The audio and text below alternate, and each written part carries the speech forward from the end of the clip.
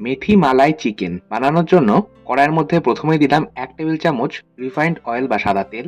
গ্যাসের আঁচটাকে বাড়িয়ে নিয়ে তেলটাকে প্রথমে গরম করে নিলাম। কিছু গোটা গরম মশলা আমি ফোড়নে দেব, যেমন একটা ফাটিয়ে নেওয়া বড় এলাচ, 3টে ফাটিয়ে নেওয়া ছোট এলাচ, 3 থেকে 4টে লবঙ্গ, 4 থেকে 5টা গোটা গোলমরিচ আর হাফ ইঞ্চি দারচিনি। এরই সাথে দিচ্ছি হাফ চা চামচ গোটা জিরে আর হাফ চা চামচ গোটা ধনে। এবার এই গোটা মশলাগুলো 15 থেকে 20 সেকেন্ড নাড়াচাড়া করে ভেজে নিলাম। মশলা থেকে একটা সুন্দর যখন গন্ধ বেরোতে শুরু করবে, দিয়ে দেবো একটা মাঝারি সাইজের পেঁয়াজ। পেঁয়াজটাকে আমি টুকরো করে রেখেছি। 10 থেকে 12 কোয়া রসুন, হাফ ইঞ্চি আদা। মাংসে, বিশেষ করে চিকেনে, যদি রসুনের থেকে আদার পরিমাণটা কম রাখা হয় তাহলে টেস্টটা বেশি ভালো হয়। আমি 4টে কাঁচা লঙ্কাও এখানে ব্যবহার করছি। এবার এই মশলাটা আমি 1 থেকে 1.5 মিনিট নাড়াচাড়া করে মিডিয়াম টু হাই আঁচে ভেজে নিলাম। দিয়ে দিচ্ছি 1 টেবিল চামচ ভাঙা কাজু, চাইলে গোটা কাজু দেওয়া যেতে পারে, আর 1 চা চামচ সাদা তিল। মেথির সাথে সাদা তিলের ফ্লেভারটা ভীষণ ভালো যায়, এই জন্যই আমি তিল ব্যবহার করছি, আপনারা চাইলে নাও দিতে পারেন। সমস্তটা আরও 1 থেকে 1.5 মিনিট ভেজে নিয়ে একটা আলাদা প্ল্যাটারে নামিয়ে রাখলাম ঠান্ডা করার জন্য।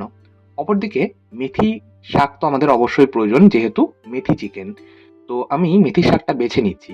আর মেথি শাক বাছা কিন্তু ভীষণ সহজ। আপনারা একটু লক্ষ্য করুন, মেথি শাকের যে পাতাগুলো রয়েছে, মানে এই কচি পাতাগুলো, এগুলো আমি আলাদা করে নিচ্ছি আর মোটা ডালটা আলাদা করে নিচ্ছি।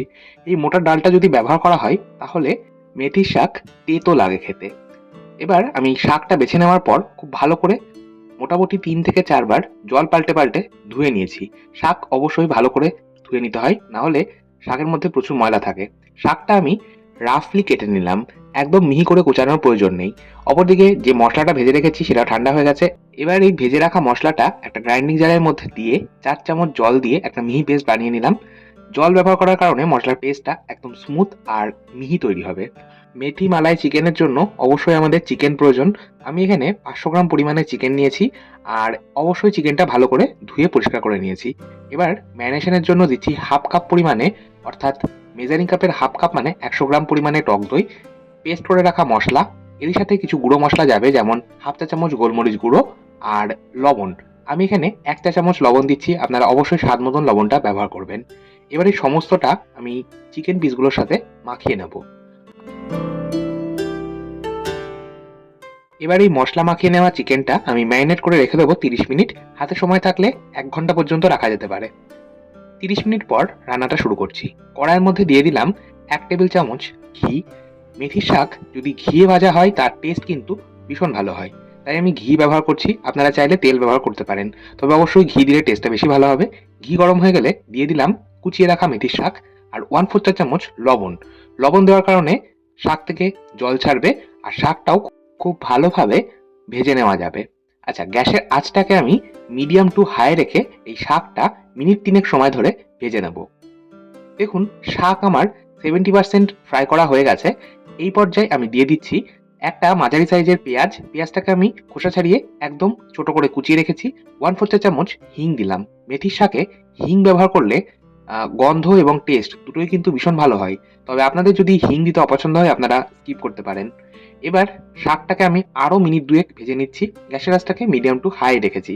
দেখুন, শাকটা ভেজে একদম মুচমুচে হয়ে গেছে। মেথির শাক সবসময় এইভাবে মুচমুচে করে ভাজবেন, না হলে কিন্তু খেতে গেলে তেতো লাগবে। এবার আমি দিয়ে দিচ্ছি আগে থেকে ম্যারিনেট করে রাখা চিকেন পিসগুলো। আর আমি কিন্তু শুধুমাত্র চিকেন পিসগুলোই এই সময় ব্যবহার করছি। চিকেনের ম্যারিনেশনের যে মশলাটা রয়েছে সেটা কিন্তু এখনো পর্যন্ত ব্যবহার করিনি। এই চিকেন পিসগুলো গ্যাসের ফ্লেমটাকে হাই রেখে 3 মিনিট ভেজে নিলাম। গ্যাসের ফ্লেম কিন্তু হাই রেখে চিকেনটাকে ভাজতে হবে, না হলে চিকেন থেকে জল ছাড়তে শুরু করবে। 3 মিনিট পর ম্যারিনেশনের যে এক্সট্রা মশলাটা ছিল সেটা সম্পূর্ণটা দিয়ে দিলাম। গ্যাসের ফ্লেমটাকে এইবার আমি মিডিয়ামে করে নিলাম। আর এই মিডিয়াম ফ্লেমেই এবার চিকেনটা কষিয়ে নিতে হবে 10 থেকে 12 মিনিট সময় ধরে। আমি কভার করে দিচ্ছি, আর এইভাবে কভার করে 10 থেকে 12 মিনিট এই চিকেনটা কষিয়ে নেব। তবে অবশ্যই মাঝে মাঝে এইভাবে ঢাকা চাপা সরিয়ে একটু নাড়াচাড়া করে নেব, না হলে চিকেন কিন্তু নিচে লেগে যাবে। আর যদি মশলা বা চিকেন কোনো কিছু যদি নিচে লেগে যায় তার স্বাদ কিন্তু অবশ্যই খারাপ হয়ে যাবে। সম্পূর্ণ 12 মিনিট আমি এই চিকেনটা কষিয়ে নিয়েছি। এবার ঢাকা চাপা সরিয়ে একটু নাড়াচাড়া করে নিচ্ছি। মাংস কিন্তু আমাদের সেদ্ধ হয়েই গেছে মোটামুটি। এই পর্যায়ে আমি গ্রেভির জন্য ব্যবহার করব মেজারিং কাপের হাফ কাপ, অর্থাৎ ছোট 4 কাপের 1 কাপ পরিমাণে ফ্রেশ ক্রিম। ফ্রেশ ক্রিমের পরিবর্তে আপনারা মালাই মানে দুধের স্বর সামান্য দুধ দিয়ে ফেটিয়ে নিয়ে ব্যবহার করতে পারেন। আবার চাইলে নর্মাল দুধ ব্যবহার করা যেতে পারে। আবার চাইলে নারকেল দুধ, সেটা ফ্রেশ হোক বা বাজারের কেনা নারকেল দুধ ব্যবহার করতে পারেন। গ্রেভি বানানোর জন্য আপনাদের যেটা ইচ্ছে সেটাই কিন্তু ব্যবহার করতে পারেন। সমস্তটা আমি মিশিয়ে নিচ্ছি। আর আপনারা দুধ বা মালাই যেটাই ব্যবহার করেন সেটা আপনাদের ইচ্ছে মতন ব্যবহার করবেন, কারণ গ্রেভিটা আপনাদের ইচ্ছে মতন রাখতে পারেন। এবার আমি সমস্তটা মিশিয়ে নিচ্ছি। আর আমি এটা কভার করে 2 মিনিট ফুটিয়ে নেওয়ার পর সবশেষে দিয়ে দিলাম হাফ চা চামচ মতন চিনি। এই মেথি মালাই চিকেনে অবশ্যই সবশেষে সামান্য চিনি দিতে হবে, না হলে টেস্টটা ব্যালেন্স হবে না। আমাদের মেথি মালাই চিকেন একদম তৈরি। আজকের মতো এই পর্যন্তই। ধন্যবাদ।